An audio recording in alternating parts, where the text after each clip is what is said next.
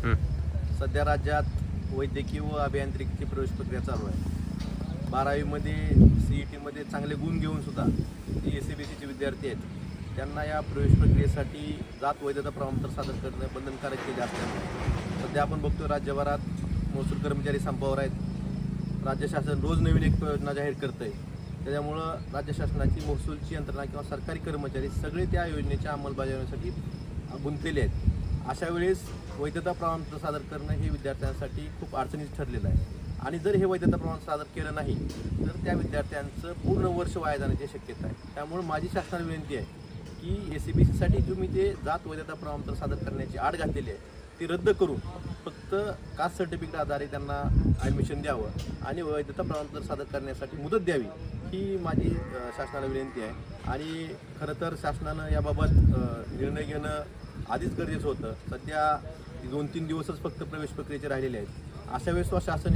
याबाबत निर्डावलेलं आहे आणि कुठलंही लक्ष देत नाही। त्यामुळे माझी शासनाला परत एकदा विनंती आहे की आपण जे वैधता प्रमाणपत्र सादर करण्याची आड घातलेली आहे अभियांत्रिकी आणि वैद्यकीय शिक्षणासाठी ती रद्द करावी आणि फक्त जात प्रमाणपत्रावर त्यांना प्रवेश द्यावा ही विनंती आहे माझी शासनाला।